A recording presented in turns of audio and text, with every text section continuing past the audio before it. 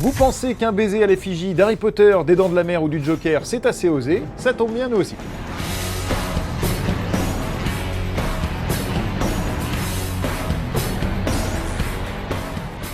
Au programme aujourd'hui, gros plan sur les animaux fantastiques, la minute box-office, mais tout de suite, place aux news en bref.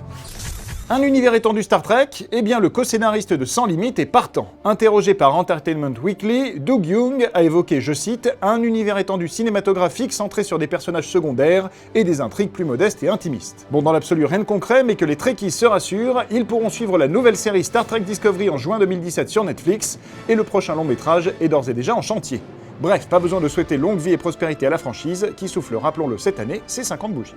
Au cours d'un discours donné à la Society of Motion Picture and Television Engineers, James Cameron a déclaré qu'il était impatient de voir la 3D sans lunettes débarquer au cinéma. Bon, c'est pas pour tout de suite, précise-t-il, mais la technologie avance vite et il se montre confiant. Alors qui sait, peut-être que c'est justement ce qu'il attend pour tourner les 5 suites d'Avatar. En même temps, comme la sortie du 2 est prévue pour 2018, il faudrait pas trop que ça tarde tout ça.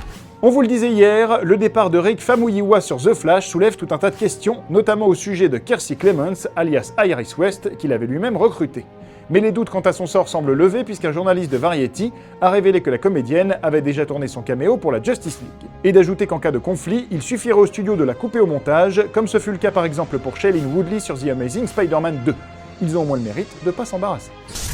Le 16 novembre prochain, il sera temps de retrouver le monde magique de J.K. Rowling et d'Harry Potter avec les animaux fantastiques, sorte de préquel, spin-off, univers étendu des aventures du jeune sorcier aux lunettes et à la cicatrice sur le front, et nous, on a évidemment hâte de voir ça, mais surtout évidemment hâte de voir la suite, puisque Johnny Depp vient d'être annoncé au casting dans un rôle tenu secret. Pour le coup, c'est un énorme coup, une belle annonce, et il se pourrait même que l'acteur soit visible dès le premier volet. Et là, il est temps de ressortir ce plan de l'une des featurettes des animaux fantastiques. Avance un tout petit peu, avance, stop, recule, voilà, arrêt sur image, on est clair. Est-ce que ce monsieur de dos, ça ne serait pas Johnny Depp? En plus, c'est pas comme si l'acteur n'avait pas cette coupe de cheveux il y a encore quelques mois. Donc si ce monsieur de dos est Johnny Depp, il incarnera pas moins que l'équivalent de Voldemort dans les animaux fantastiques, c'est-à-dire un sorcier du nom de Gellert Grindelwald, qui était évoqué puis apparu dans les Reliques de la Mort, qui avait été battu, souvenez-vous, par Dumbledore, ce qui lui avait permis d'être craint et respecté. Grindelwald sera donc le grand méchant de cette nouvelle saga en 5 épisodes, je vous le rappelle, et si la présence du personnage avait effectivement été annoncée, il nous manquait le nom de son interprète, et donc il se peut que ce soit Johnny Depp.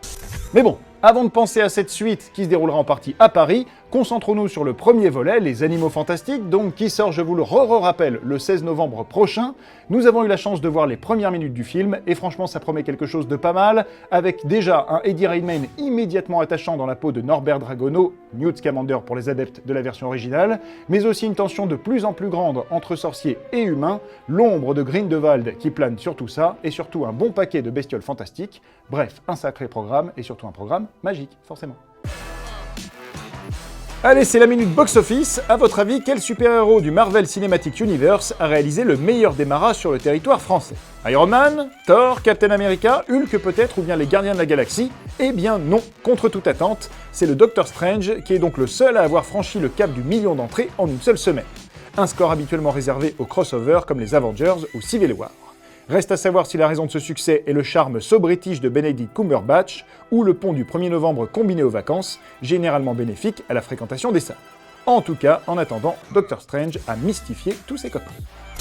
Aujourd'hui, dans le courrier des fanzoniens, on répond à Jedi Joda, pseudo que n'auraient pas renié les Gypsy Kings, qui nous demande des nouvelles de Valérian. Eh bien, figure-toi que nous avons eu la chance de croiser une partie de l'équipe du film lors du dernier Comic-Con Paris, un film qui sera donc réalisé par Luc Besson, adapté avec beaucoup de fidélité et en même temps une vision totalement nouvelle et moderne de l'œuvre de Christin et Mézières qui sont ravis du projet. Et ce qu'on a appris lors du panel qui était consacré à ce film, c'est notamment qu'il y a eu énormément de dessins conceptuels pour préparer tout cet univers, entre 1500 et 2000 storyboards par le storyboarder Éric Gandois, que le concept artiste Sylvain Després, qui a également fait énormément de dessins, a élaboré 65 décors avec le chef décorateur Hugues Tissandier, des décors qui seront construits à 60% en réel, c'est-à-dire qu'on s'attendait à un film CGI et ce sera finalement plutôt un film organique. Enfin, qu'est-ce qu'on pourrait dire? Eh bien que le film a été tourné en 90 jours à la Cité du Cinéma, pas très loin de Paris, qu'il a coûté 200 millions d'euros et qu'il sort en juillet 2017 et que la bande-annonce devrait pas tarder.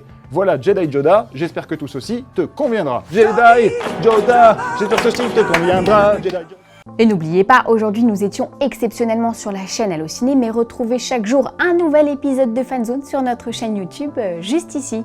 Car abonné tu seras, Fanzone tu verras. Très bonne soirée à tous et à demain.